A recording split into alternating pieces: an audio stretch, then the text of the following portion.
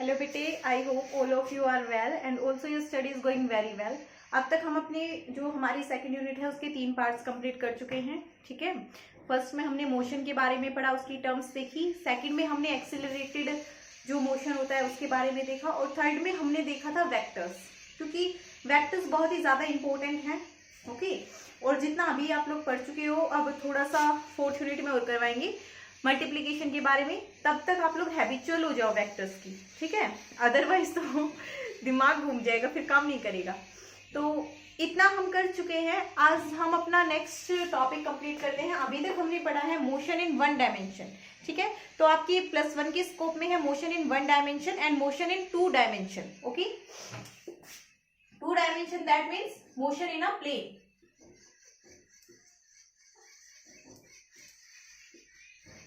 अब हमने देखा कि 1 डायमेंशन में अगर हमें मोशन लिखना था तो सबसे पहले बात करेंगे डिस्प्लेसमेंट की। ठीक है, जब हम 1 डायमेंशन की बात करते थे तो हम डिस्प्लेसमेंट को डायरेक्ट कैसे लिख देते थे? What was displacement? Velocity is equal to displacement upon time. Then displacement was, let it be x, तो ये क्या था हमारे पास? vt, velocity into time. Let it be r, generally we say it r। Okay, now What about the displacement in 2 dimensional motion? जब हम 2 dimensional motion की बात करेंगे तो हमारे पास क्या होगा? तो देखो, when we were talking about 2 dimension, then we had discussed in our previous lecture that there are 2 points and we have 2 position vectors. R1, here it is R2, okay, and the body has displaced from this to this. Then this vector will represent this length will represent the displacement vector. Okay, let me say it is O, it is P and it is Q. Then PQ will be displacement here in 2 dimensional motion displacement. ये हो गया। देखो, O से P गया, P से Q, तो हमें निकालना है PQ, और इनका रिजल्टेंट अगर हम ट्रायंगल ना लगा दें then that will be OQ will be resultant of both the vectors OP and PQ. तो हम क्या लिख सकते हैं? OP प्लस PQ बराबर OQ लिख सकते हैं। PQ निकालना होगा तो हमारे पास क्या आ जाएगा? OQ minus OP। Okay, OQ minus OP। अब PQ को मैं जनरली कह दूं कि ये R है, OQ की जगह क्या आ जाएगा? R2, एंड OP की जगह क्या आ जाएगा? R1। तो 1 डायमेंशनल मोशन में जब हम रिप्रेजेंट करते हैं तो किस चीज से रिप्रेजेंट करते हैं? Only 1 coordinate we need to represent anything in 1 dimensional motion. But when we talk about 2 dimensional motion then we require 2 coordinates. Okay, let we say that coordinates of this point be x1 y1 and coordinates of this point be x2 y2। ठीक है, or we can also say that these are components of the vector. So we can write, so R1 बराबर x1i plus y1j and R2 बराबर x2i plus y2j. We can write this. Now putting the value in it, क्या हो जाएगा हमारे पास? Late it B से, जो हमने are लिया है जो डिस्प्लेसमेंट वेक्टर, उसके जो कोऑर्डिनेट्स हैं वो हम अगर एक्स वाई भी मान लेते हैं तो हमारे पास क्या हो जाएगा? X I plus Y J बराबर X two I plus Y two J minus X one I plus Y one J. ठीक है, ये ब्रैकेट के अंदर है। When we remove the bracket then minus sign will multiply with plus sign and it will make it minus. तो ये क्या हो जाएगा? x2 minus x1i plus y2 minus y1j। ठीक है, ये बन जाएगा हमारे पास। अगर हम यहां से देखना चाहें तो हमारे पास x जो डिस्प्लेसमेंट है उसके लिए क्या बनेगा? x2 माइनस x1, और y में कितना डिस्प्लेसमेंट होगा? y2 minus y1। Displacement in x and y respectively, displacement in x and y coordinate, x y coordinates. ठीक है, तो इस तरह से आप लोग डिस्प्लेसमेंट निकाल सकते हो in 2 dimensional motion. So here we have find the displacement in 2 dimensional motion. Now let us talk about velocity. What about velocity in 2 dimensional motion? So what will be velocity here, velocity का जिक्र करेंगे अब हम। तो उससे पहले जब हम मोशन पढ़ रहे हैं, ये वाला जो मोशन पढ़ रहे हैं, तो पहले भी जब हमने पढ़ा था जब वन डायमेंशनल में, तो पहले किसमें पढ़ा था, यूनिफॉर्म मोशन में, ठीक है, यूनिफॉर्म वेलोसिटी के साथ ऑब्जेक्ट मूव कर रहा था। तो यहाँ पर भी ऑब्जेक्ट किसके साथ मूव कर रहा है, we have considered a point object and that point object is moving in X Y plane. Okay, so second, what about velocity, velocity क्या होती है हमारे पास, displacement upon time. Okay, displacement upon time interval. Now displacement अभी अभी हमने निकाला है, क्या था, r2 माइनस r1, तो टाइम इंटरवल क्या हो जाएगा, t2 minus t1, because the object was initially at time t1 at r1 position and after some time interval at time t2 it reaches to r2। तो हमें क्या करना होता है डिस्प्लेसमेंट निकालने के लिए, फाइनल माइनस इनिशियल, ठीक है। तो फाइनल माइनस इनिशियल पोजीशन हमने किया r2 माइनस r1, और टाइम में भी फाइनल माइनस इनिशियल हमने कर दिया। तो ये हमारे पास बन गया velocity of the object that is moving with uniform velocity in X Y plane. और since velocity is uniform, velocity क्या है, यूनिफॉर्म है,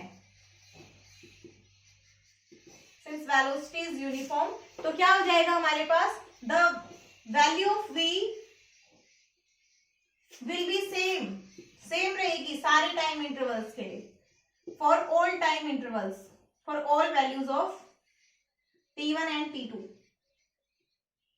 ठीक है। आप कोई भी टाइम इंटरवल ले लीजिए, उसके लिए जो वेलोसिटी रहेगी वो क्या रहेगी, बिल्कुल सेम रहेगी, कोई भी डिफरेंस उसमें नहीं आएगा, ठीक है। नेक्स्ट अगर हम बात कर लें इक्वेशन ऑफ ऑब्जेक्ट की,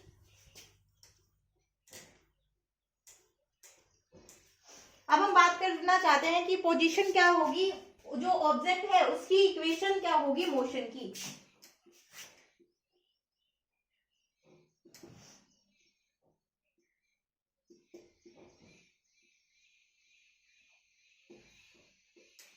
equation of motion of object, object के मोशन की इक्वेशन, तो ये क्या होगी हमारे पास, equation of motion of object, what it will B.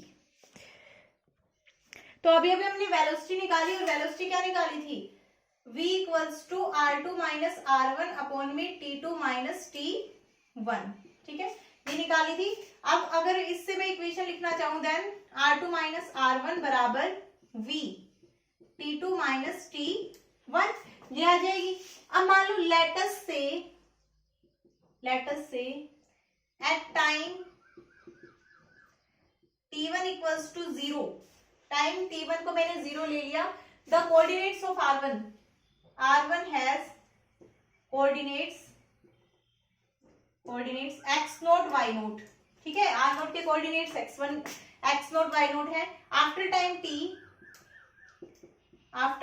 t r becomes x y, ठीक है। So we can write here r बराबर r नोट, ठीक है, प्लस v t माइनस में 0, ठीक है, t2 की जगह t रख दिया, t1 की जगह 0। अब r की जगह रखो xi प्लस yj, ठीक है, equals to x naught i plus y naught j। ये हम सीख चुके हैं हमारी कल की क्लास में किस तरह से लिखना था। प्लस v क्या होता है, velocity component along x axis plus velocity component of along y axis, vxi plus vyj। It will B, यहां से क्या हो जाएगा, ये इक्वेशन कब होल्ड करेगी, ये इक्वेशन ओनली तभी होल्ड करेगी जब सेपरेट जो कंपोनेंट्स हैं xi प्लस yj बराबर x note plus vxi plus इसके साथ t और है ना, vxt, y naught plus vyt, ठीक है, इनटू में j। अब ये इक्वेशन सिर्फ तभी होल्ड करेगी जब ये अलग अलग कंपोनेंट्स इसके साथ होल्ड करें। मतलब x किसके बराबर हो, x naught plus v x t के बराबर, एंड y किसके बराबर हो, y naught plus v y t के बराबर। ठीक है, ये इक्वेशन सिर्फ तभी होल्ड करेगी। आपने ये कब देखा था, ये किसकी है, वन डायमेंशनल मोशन की इक्वेशन यही तो थी। बस वहां पर क्या होता था, x बराबर x naught plus we T, ये होता था ना। वन डायमेंशनल में हमने यही इक्वेशन देखी थी। अब हमारे पास टू डायमेंशनल में है, तो x कोऑर्डिनेट में अलग से वैल्यू वेरीफाई होनी चाहिए और y कोऑर्डिनेट में अलग से इक्वेशन वेरीफाई होनी चाहिए। मतलब इक्वेशन ऑफ मोशन जो है टू डायमेंशनल के लिए अलग अलग प्लेन्स में अलग अलग, अगर हम सिंगल डायमेंशन के अलोंग जाएं तब भी जो हमारी इक्वेशन ऑफ मोशन है वो जस्टिफाई होनी चाहिए, तभी हमारी complete equation of motion justify होगी। ठीक है, नेक्स्ट अगर हम बात कर ले इक्वेशन ऑफ पाथ की, तो इक्वेशन ऑफ पाथ हमारे पास क्या बन जाएगा, तो यहां से देखो अगर मैं t लिखना चाहूं तो t को क्या लिख सकती हूं, r2 माइनस r1 अपॉन में v2 माइनस v1 लिख सकती हूँ, r2 माइनस r1 अपॉन में v2 माइनस v1। ठीक है, और अभी अभी जो हमने इक्वेशन निकाली उसमें हमने क्या देखा था, ये देखो इसके लिए t की वैल्यू निकाल लेते हैं यहां से। यहां पर ये थी ना, ये तो कंप्लीट हो जाएगी जनरल, बट अगर हमें x कोऑर्डिनेट में t की वैल्यू निकालनी हो तो हम क्या करेंगे, t बराबर क्या बन जाएगा बेटा, x2 माइनस x1 अपॉन में vx, ये बन जाएगा ना। ठीक है, और ये क्या था, x2 माइनस x1 लिख लो, चाहे इसको आप लोग लिख सकते हो, यहां पर हमने क्या किया था, x माइनस एक्स नोट, तो ये लिख लो इसको x minus x naught upon में vx। ठीक है, और ये वैल्यू आप इस वाली इक्वेशन में पुट कर दो, y बराबर y नोट प्लस में vy x minus x naught upon में vx। ठीक है, तो ये हमारे पास हो गई equation of a straight line. ये एक स्ट्रेट लाइन की इक्वेशन हो गई आप लोगों के पास। अब जब ये एक स्ट्रेट लाइन की इक्वेशन है, क्या होती है स्ट्रेट लाइन की इक्वेशन, mx प्लस c, ये होती है हमारे पास स्ट्रेट लाइन की इक्वेशन। ठीक है, तो ये हो जाएगा c की जगह और m की जगह हो जाएगा ये। ठीक है, x माइनस एक्स नोट की वैल्यू आ जाएगी आपके पास, जो भी वैल्यू आएगी वो, तो ये हमारे पास स्ट्रेट लाइन की इक्वेशन हो गई। तो जो इक्वेशन ऑफ मोशन होता है टू डायमेंशनल में, वो आपको एक स्ट्रेट लाइन की इक्वेशन देगा। ठीक है, मतलब स्ट्रेट लाइन से आप समझ सकते हो लाइन की इक्वेशन देगा। ठीक है, टू डायमेंशनल में जो मोशन होगा वो आपको किसकी इक्वेशन देगा, एक लाइन की इक्वेशन वो देगा। ठीक है, अब नेक्स्ट है हमारे पास जो ऑब्जेक्ट, और ये सिर्फ किस केस में है, स्ट्रेट लाइन किस केस में होगा, स्ट्रेट लाइन ओनली कब, किस केस में, इफ वेलोसिटी इज यूनिफॉर्म। अगर वेलोसिटी यूनिफॉर्म होगी सिर्फ तभी ये एक स्ट्रेट लाइन की इक्वेशन देगा, अदरवाइज ये स्ट्रेट लाइन की इक्वेशन को नहीं देगा। फिर हम जो होगा नॉन यूनिफॉर्म के लिए, वो नॉन यूनिफॉर्म के लिए फिर हम आगे पढ़ेंगे। ठीक है, इसी तरह अगर एक्सेलरेशन की बात कर ले आप लोगों से, तो एक्सेलरेशन क्या होता है, चेंज इन वेलोसिटी अपॉन में time, v final minus v initial upon में t2 माइनस t1। ठीक है, ये हो जाएगा। अब फाइनल वेलोसिटी के लिए भी दोनों कंपोनेंट्स लिखने हैं और इनिशियल वेलोसिटी के लिए भी दोनों कंपोनेंट्स आप लोगों को लिखने पड़ेंगे। ठीक है, तो नेक्स्ट में टॉपिक डाल लो आप लोग, ये तो था यूनिफॉर्म वेलोसिटी के साथ। ठीक है, अब motion in a plane with uniform acceleration.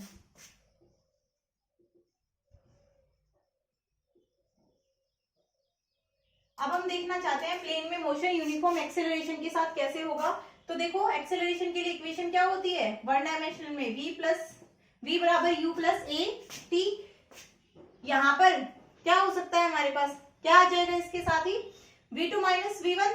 जो चेंज अगर हम देखना चाहें v2 माइनस v1 कर लो, चाहे आप v माइनस u कर लो, whatever you wants to write. और टू डायमेंशनल के लिए इसको कैसे लिख दोगे, इसको पोलियो की ड्रॉप पिलानी पड़ेगी, है ना। अब 2 मिनट रुको।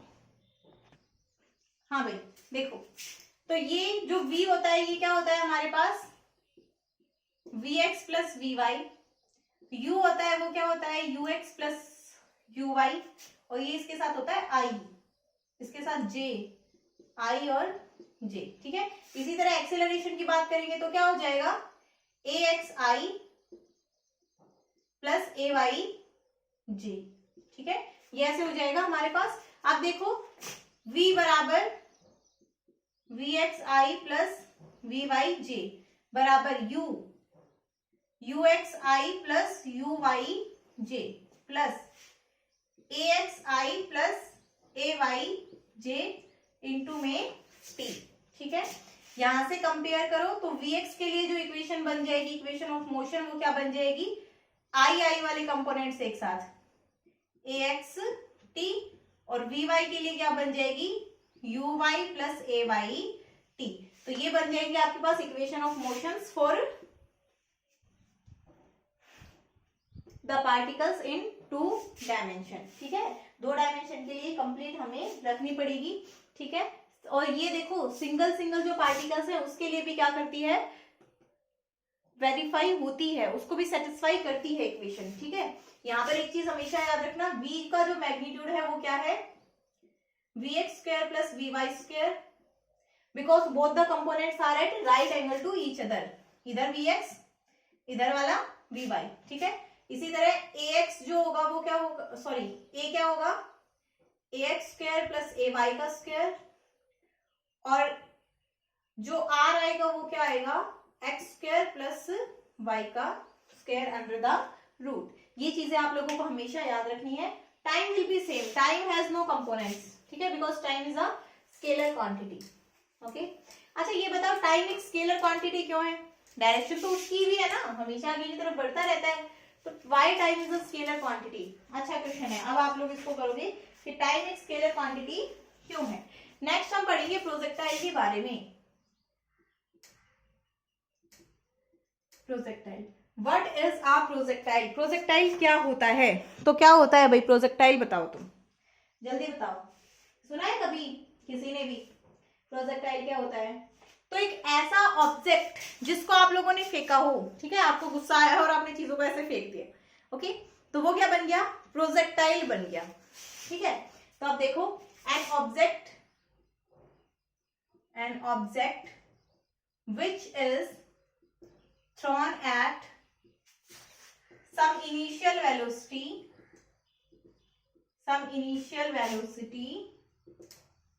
with the in horizontal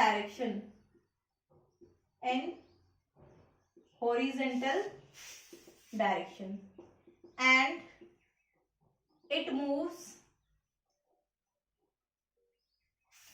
under the effect of horizontal and vertical, या फिर हॉरिजॉन्टल एंड वर्टिकल मत लिखो क्योंकि हॉरिजॉन्टली कोई भी फोर्स नहीं होता है, इफेक्ट ऑफ ओनली ग्रेविटी, सिर्फ और सिर्फ ग्रेविटी की इफेक्ट के अंदर वो मूव करे, and it moves under the effect of gravity only, then it will be called a projectile, ठीक है। प्रोजेक्टाइल इट मूव्स, यहां पर लिख लो इन 2 डायमेंशन, 2 डायमेंशन में होता है ये, ठीक है, इन 2D। अब देखो प्रोजेक्टाइल क्या होता है, प्रोजेक्टाइल ऐसा सब्सटेंस होता है जिसको आपने क्या किया है फेंका है, ठीक है, आपने उसको फेंक दिया है, कोई हॉरिजॉन्टल, इनिशियली आपने उसको क्या दे दी है, कोई वेलोसिटी दे दी है, हॉरिजॉन्टल वेलोसिटी दे दी है, आपने हॉरिजॉन्टल वेलोसिटी के साथ उसको फेंका है, लेकिन जैसे आपने तो उसको हॉरिजॉन्टल वेलोसिटी दे दी, अब उसके ऊपर कोई भी फोर्स ऐसा नहीं लग रहा है जो कि उसको सिर्फ उसी हॉरिजॉन्टल वेलोसिटी में मूव करवाए। जब तक आपके हाथ में था ठीक था, आपने फेंक दिया ठीक है, बट जैसे ही आपने फेंक दिया अब हॉरिजॉन्टली तो उसको कोई फोर्स नहीं मिल रहा है, ठीक है, बट एक फोर्स मिल रहा है, वो कौन सा मिल रहा है, ग्रेविटी का फोर्स मिल रहा है, ठीक है, उसको किसका फोर्स मिल रहा है, ग्रेविटी का फोर्स मिल रहा है, और वो सिर्फ और सिर्फ किस फोर्स के अंडर मूव कर रहा है, it moves only and only under the force of gravity. अगर सिर्फ वो ग्रेविटी की फोर्स के अंडर मूव करे तो हम उसको क्या कहेंगे कि वो क्या है, एक प्रोजेक्टाइल है, ठीक है। जैसे कि आप यहाँ पर खड़े हैं छत के ऊपर, ये यहाँ पर विंडो है, यहाँ पे खड़े हैं आप, यहाँ से आपने एक पत्थर फेंक दिया, ये जाके ऐसे गिर गया, तो ये क्या कहलाएगा, प्रोजेक्टाइल कहलाएगा। ठीक है, क्योंकि आपने इसको सिर्फ हॉरिजॉन्टल डायरेक्शन दी थी, हॉरिजॉन्टल वेलोसिटी आपके हिसाब से ये ऐसे जाना चाहिए था, बट ये क्या हुआ, ग्रेविटी के इफेक्ट की वजह से क्या होता गया, नीचे वाली डायरेक्शन में आ गया और फिर कुछ दूरी पर जाकर ये नीचे गिर जाता है। इट इज अ प्रोजेक्टाइल, ये क्या कहलाएगा, आपका प्रोजेक्टाइल कहलाएगा। ठीक है, तो अगर आप लोगों को एग्जांपल्स लिखने हैं तो आप लोग लिख सकते हो, a stone dropped from the window, या फिर an object dropped from window, आपने विंडो से कोई ऑब्जेक्ट को गिराया है। An object dropped from aeroplane, aeroplane से कोई ऑब्जेक्ट गिराया है, एरोप्लेन, हेलीकॉप्टर, जो आपको लिखना चाहो वो लिख सकते हो। A bullet fired from a gun,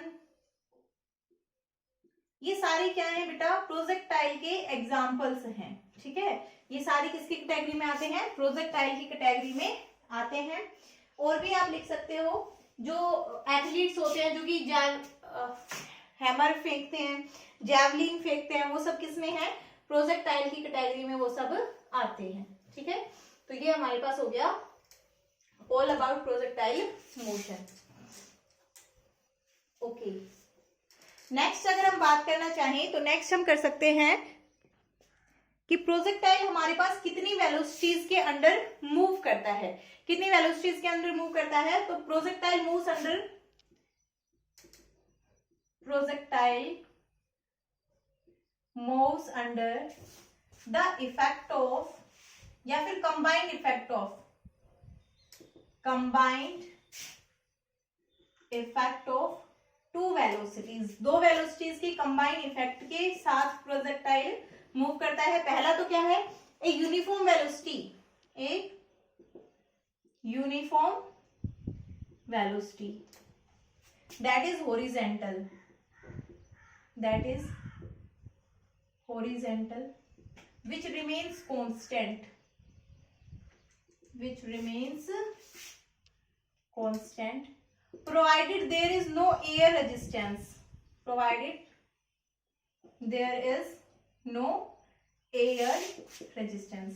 मतलब एक तो वो वेलोसिटी जिसके साथ आपने क्या किया है, प्रोजेक्टाइल को मूव किया है, थ्रो किया है, वो वाली वेलोसिटी।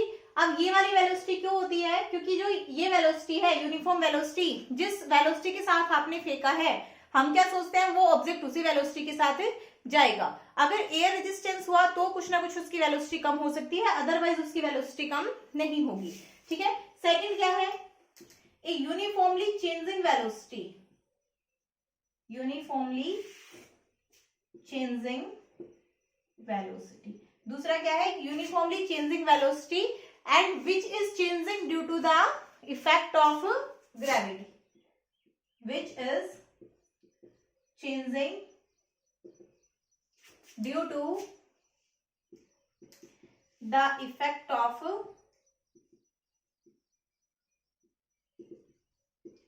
जो सिर्फ और सिर्फ किसके इफेक्ट के अंडर मूव करे, ग्रेविटी के अंडर, ग्रेविटी की वजह से चेंज होती है। और ये क्या होती है, वर्टिकल वेलोसिटी, किस डायरेक्शन में एक्ट करती है, वर्टिकल डायरेक्शन में ये एक्ट करती है।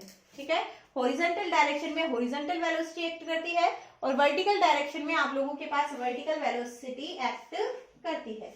ठीक है, अब नेक्स्ट हमारे पास है, हम प्रोजेक्टाइल मोशन को पढ़ने के लिए कुछ कंसिडरेशंस लेकर चलते हैं। ठीक है, और क्या क्या कंसिडरेशंस लेकर चलते हैं, अब वो लिख लीजिए। कंसिडरेशन क्या क्या होती है प्रोजेक्टाइल मोशन को जब हम पढ़ेंगे तब। पहली है आप लोगों के पास कंसिडरेशंस फॉर प्रोजेक्टाइल मोशन। तो पहली क्या है बेटा, पहली है कि वहां पर कोई भी एयर रेजिस्टेंस नहीं है, there is no air resistance. वहां पर कोई भी एयर रेजिस्टेंस, किसी भी तरह का एयर रेजिस्टेंस नहीं होता है। हालांकि होता है, ऐसा तो कभी भी नहीं होगा कि एयर रेजिस्टेंस नहीं होता है, बट वी कंसीडर कि वहां पर किसी भी तरह का कोई भी एयर रेजिस्टेंस नहीं है। ठीक है, नेक्स्ट हम क्या पढ़ेंगे, the acceleration due to gravity जो ग्रेविटी की वजह से एक्सेलरेशन हो रहा है इज कांस्टेंट। वो क्या होता है? कांस्टेंट होता है। किसमें? Magnitude and direction. Magnitude and direction at all points of motion. वो मोशन के हर एक पॉइंट पर क्या होता है? कांस्टेंट होता है in magnitude and direction. Third हम क्या पढ़ेंगे?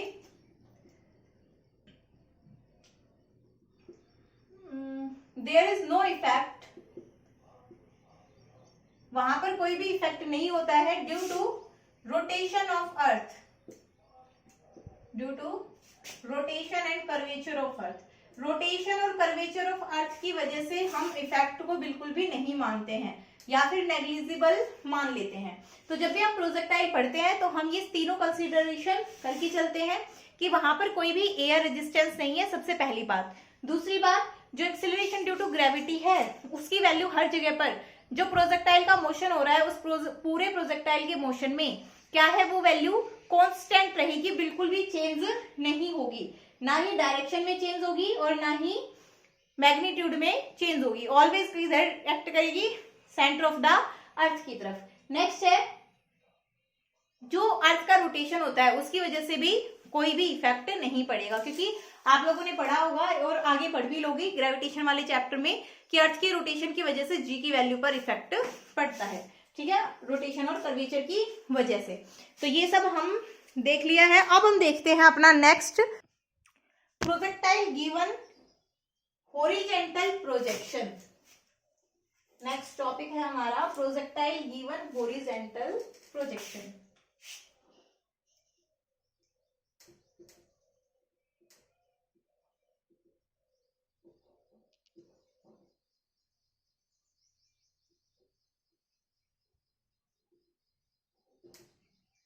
आपने एक प्रोजेक्टाइल लिया है और उसको हॉरिजॉन्टल प्रोजेक्शन दिया है। अब हॉरिजॉन्टल प्रोजेक्शन दिया है तो इधर देखो वो कैसे मूव करेगा। आपने यहां से उसको फेंका है, ठीक है, आपके हिसाब से वो ऐसे जाना चाहिए था। ओके, इस तरह से आपके हिसाब से वो जाना चाहिए था, बट जैसे आपने फेंका तो आपकी ने जो फेंका वो वेलोसिटी इधर है और वो कौन सी है? हॉरिजॉन्टल। देन हम उसको क्या कह दें? You x. इनिशियली आपने उसको फेंका है और इधर जो है वो क्या है? इधर जो बनेगी वो क्या बनेगी? You Y. इनिशियली तो नहीं बनेगी वैसे बनेगी, फाइनली बनेगी वी वाई, वी वाई। ठीक है, एक सेकंड के बाद ये इधर की तरफ जी वेलोसिटी बढ़ चुकी होगी। ठीक है, because acceleration due to gravity क्या है? G metre per second square, g metre per second square. इसका मतलब हर एक सेकंड में एक्सेलरेशन जो है वो कितना हो रहा है? G metre per second square हो रहा है। इसका मतलब हर एक सेकंड में जी की वैल्यू कितनी बढ़ रही है? 9.8 बढ़ रही है। तो यहां पर ये बढ़ गई। अब एक्स की डायरेक्शन थी इधर, वाई की इधर, इसका क्या आएगा? रिजल्टेंट। ठीक है, इसका रिजल्टेंट आ गया, ये हो गया इसका रिजल्टेंट। अब यहां पर भी इस पॉइंट पर हॉरिजॉन्टल वेलोसिटी एक्ट करेगी। ठीक है, एक तो हॉरिजॉन्टल वेलोसिटी एक्ट करेगी, दूसरा कौन सी वेलोसिटी एक्ट कर रही है? Vertical velocity. अब वर्टिकल जो वेलोसिटी थी हमारे पास वो यहाँ पर जी हो गई थी, अगले सेकंड में कितनी हो चुकी है? अब 2g। तो यहाँ पर इन दोनों का क्या आएगा? रिजल्टेंट आएगा। ठीक है, इस पॉइंट पर भी, इस पॉइंट पर पहुंचने के बाद इधर तो कौन सी एक्ट करेगी? एक्स कंपोनेंट vx, यहाँ पर vx, यहाँ पर vy नीचे वाली डायरेक्शन में, और ये कितनी हो चुकी होगी? 3g। ठीक है, vy है, वर्टिकल डायरेक्शन में एक्ट कर रही है। और किसकी वजह से एक्ट कर रही है? Due to gravity of the earth. ये ऐसे हो जाएगी, इस तरह से नीचे आते आते ये फाइनली नीचे ग्राउंड पर पहुंच जाएगी। एक और बना दे, इस पॉइंट पर vx इधर, vy इधर, और ये कितनी हो चुकी है? 4g हो चुकी है। ठीक है, दोनों का रिजल्टेंट पैरेललोग्राम ला से हमने रिजल्टेंट निकाल दिया। ये क्या बन गया है हमारे पास? प्रोजेक्टाइल बन गया है। तो प्रोजेक्टाइल इस तरह से मूव करता है। ठीक है, दो इफेक्ट है यहाँ पर, और कौन कौन से इफेक्ट के अंडर वो मूव कर रहा है? अब यहाँ पर आप लोग लिखोगे let us consider a projectile, ठीक है, which is thrown from a height h। एक हाइट h से वो फेंका गया है। We have given an initial velocity u to the projectile in horizontal direction. Horizontal direction में हमने प्रोजेक्टाइल को कितनी वेलोसिटी दी है, u वेलोसिटी दी है, ठीक है। Now the projectile will move under the effect of two components. पहला लिखो, पहला क्या होगा हमारे पास, a horizontal velocity which we have given to the projectile and it will remains constant, ठीक है। दूसरा क्या आएगा, ए वर्टिकल वेलोसिटी, ठीक है, due to the effect of gravity. Okay, ये लिख लोगे, vertical velocity due to the effect of gravity. ये कंप्लीट लिखने के बाद फिर आगे चलना है। अब देखो, चलो ये बना रहने दें या फिर उधर बना लेते हैं थोड़ा सा साफ साफ, ठीक है। समझ में तो आएगी आप लोगों को कि प्रोजेक्टाइल कैसे मूव करता है। इस तरह से ये प्रोजेक्टाइल मूव किया है, यहां पर आकर स्ट्राइक, आपने इनिशियली इसको कितनी वेलोसिटी दी थी, u वेलोसिटी दी थी, और किस डायरेक्शन में, हॉरिजॉन्टल डायरेक्शन में, ठीक है। किस हाइट से आपने इसको फेंका है, h हाइट से आपने इसको फेंका है। ओके, तो सबसे पहले हम निकालेंगे equation of path of the projectile, ठीक है। हॉरिजॉन्टल डायरेक्शन में देखेंगे सबसे पहले हम motion along horizontal direction. Horizontal direction, देखो भाई, चाहे तो आप लोग यहां से बेसिक समझ लो या फिर आप लोग क्या करना, रट्टे मार लेना फॉर्मूलाज के, तो whatever you wants to like वो कर लेना।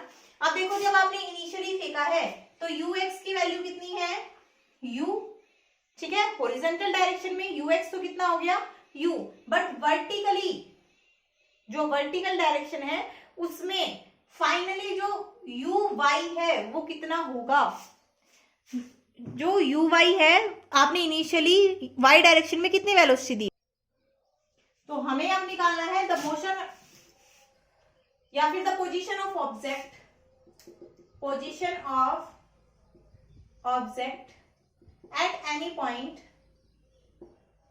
at any point, at any time t, किसी भी टाइम t पर हम ऑब्जेक्ट की पोजीशन निकालना चाहते हैं और हमने उसको मान लिया है x, तो हमारे पास इक्वेशन ऑफ मोशन क्या होती है, x note plus ut plus half at square, यही होती है, ठीक है। अब x नोट इनिशियली कितना डिस्टेंस है, ये हमने ओरिजिन माना है, ऑब्जेक्ट यहाँ पर है, इनिशियली x एक्सिस से कुछ दूरी पर है क्या, नहीं, क्योंकि y एक्सिस पर है, तो इनिशियली x नोट क्या हो गया, 0 हो गया है। इनिशियल वेलोसिटी ux कितनी है, u है, और जो एक्सेलरेशन है x डायरेक्शन में वो कितना है, 0। हमने पहले कहा है कि कंडीशन ही क्या है प्रोजेक्टाइल मोशन की, कि जब हॉरिजॉन्टल डायरेक्शन में प्रोजेक्टाइल मूव करेगा तो वो यूनिफॉर्म वेलोसिटी के साथ मूव करेगा, उसमें कोई भी एक्सेलरेशन नहीं होगा, ठीक है। तो ये हमारे पास इसमें वैल्यूज पुट कर दो, x बराबर क्या आ जाएगा, ut plus half 0t square, तो ये हो जाएगा सिर्फ x बराबर ut। ओके, t अगर यहां से निकालना हो तो t की वैल्यू क्या आ जाएगी, x बाय u। ये आ गया आपके पास position of object at any time t इन हॉरिजॉन्टल डायरेक्शन। अब अगर आप लोगों को लिखना हो वर्टिकल डायरेक्शन में, तो जब वर्टिकल डायरेक्शन में इसको मैं यहाँ पे लिख देती हूँ, t बराबर क्या आया है हमारे पास, x बाय u, ठीक है। ये हो गया वर्टिकल डायरेक्शन में। अब जो वर्टिकल डायरेक्शन में हम लेंगे तो हमारे पास इक्वेशन ऑफ मोशन क्या है, y equals to y naught plus u y t plus half a y t square, ठीक है। ये हमारे पास इक्वेशन ऑफ मोशन होगी y में। मतलब जनरल जो इक्वेशन थी आपके पास, जनरल क्या थी, जब हमने वन डायमेंशन में निकाली थी तब क्या थी, s बराबर s note plus ut plus half A T square, या फिर x माइनस एक्स नोट, जो भी आप लोग whatever you want to take the coordinate, that doesn't matter, ठीक है। बस अब यहाँ पर हमने x और y स्पेसिफाई कर रखा है कि y वर्टिकल डायरेक्शन में है, x किस में है, हॉरिजॉन्टल डायरेक्शन में है, ठीक है।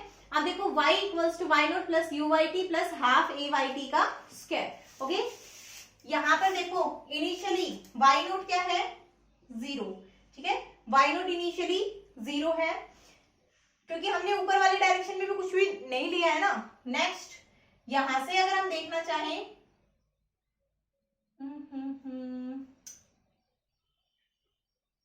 जब यहां पर हमने फेंका है तब तक y डायरेक्शन में कोई भी मूवमेंट नहीं हुआ है, इसलिए वाई नोट हमने 0 लिया है।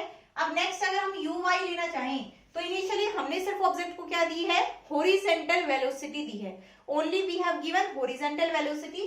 तो यू वाई किसके बराबर आ जाएगा, 0, क्योंकि वर्टिकली हमने उसको कोई भी वेलोसिटी दी ही नहीं है। और ए वाई किसके बराबर आएगा, प्लस जी। प्लस जी क्यों आएगा, क्योंकि नीचे की ही डायरेक्शन में ऑब्जेक्ट जा रहा है और नीचे की ही डायरेक्शन में एक्सेलरेशन है, बोथ हैव सेम साइन, ठीक है, सेम डायरेक्शन। फोर्स भी नीचे की तरफ ही लग रहा है, सारी वैल्यूज को यहाँ पर पुट कर दो। y बराबर y naught 0 plus u y 0, यहां से क्या आ जाएगा, हाफ जी टी स्क्वायर, ठीक है। तो ये आपके पास इक्वेशन ऑफ मोशन आ गई है। अब अगर मैं इसको कांस्टेंट मान लू, जी बाई 2 को कांस्टेंट मानू, तो ये क्या बन जाएगा, के टी स्क्वायर बन जाएगा। अब अगर मुझे ये देखना है y और x में कैसा पाथ बन रहा है, तो मैं इसको क्या लिखूं, हाफ जी, t की वैल्यू पुट कर दो, x बाई यू का स्क्वायर, y बराबर half g over you square. u तो कांस्टेंट है जो हमने इनिशियली फेंका था, और ये x स्क्वायर, क्या इक्वेशन बन गई, y इक्वल्स टू के x square. It is a equation of parabola, equation of parabola. अब ये इक्वेशन ऑफ पैराबोला बन गई, ये हमने मैथमेटिकली निकाल दिया, और अभी हमने इसको थोड़ी देर पहले ग्राफिकली भी देखा था। तो प्रोजेक्टाइल ऑलवेज कैसा मोशन करता है, projectile will always move in a parabolic path. Write down it in your notebook, ठीक है। अब अगर हम बात कर ले टाइम ऑफ फ्लाइट की, कि टाइम ऑफ फ्लाइट क्या होगा, तो क्या होगा हमारे पास time of flight, what will be the time of flight, मतलब पूरी कितनी देर के लिए ऑब्जेक्ट हवा में रहा है, टाइम ऑफ फ्लाइट। तो टाइम ऑफ फ्लाइट क्या हो जाएगा, एट लास्ट ऑब्जेक्ट कहां पर पहुंच गया है, तो हॉरिजॉन्टल डिस्टेंस उसने कितनी कवर की है। अब ये अगर हम निकाल लें तो वही क्या होगा, टाइम ऑफ फ्लाइट होगा। अब देखो इनिशियली ऑब्जेक्ट कहां पर था, h हाइट पर था, फाइनली कहां पर पहुंच गया है, 0 पर। तो हम लेंगे y एक्सिस वाली, क्योंकि हमें तो h डायरेक्शन में हाइट पता है, h डायरेक्शन का मूवमेंट हम कंसीडर कर लेते हैं, उससे हमारे पास क्या निकल आएगा, टाइम ऑफ फ्लाइट निकल जाएगा, ठीक है। y नोट प्लस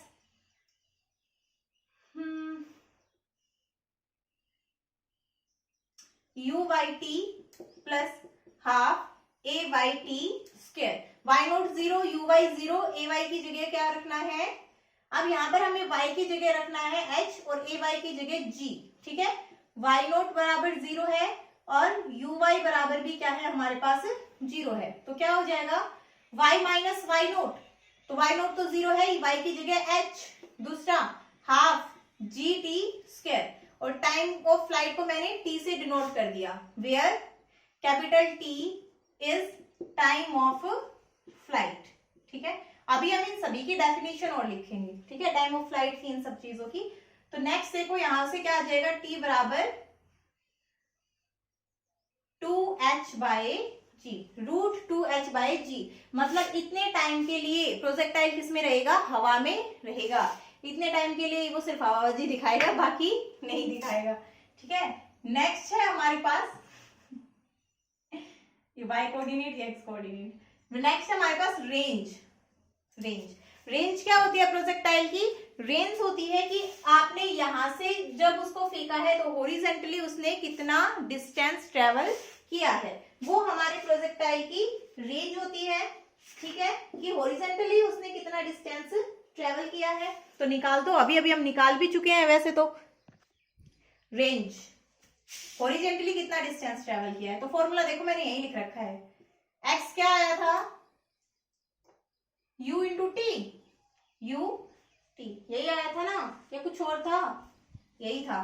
तो क्या हो जाएगा, रेंज जो हो जाएगी वो हमारे पास u, और t की जगह ये रख दो टाइम ऑफ फ्लाइट, मतलब टोटल टाइम में कितने दूर तक ऑब्जेक्ट जाकर गिरा है, कितना उसने हॉरिजॉन्टली कवर किया है, वो हमारे पास क्या हो जाएगी, रेंज हो जाएगी। तो आप इसको r लिख लो बेसिक से, r range of the projectile. तो ये हमारे पास हो जाएगी रेंज ऑफ द प्रोजेक्टाइल, ठीक है। नेक्स्ट हम निकाल देते, लास्ट हम निकाल देते हैं वेलोसिटी ऑफ द प्रोजेक्टाइल, ठीक है, वेलोसिटी ऑफ द प्रोजेक्टाइल। और ये हम कल कर लेंगे भाई, काफी लेंथी वीडियो हो गई है, ठीक है। ये हम करेंगे कल, वेलोसिटी ऑफ द प्रोजेक्टाइल। यहाँ तक आप लोग कर लेना और अपनी नोटबुक पे नोट्स बना लेना।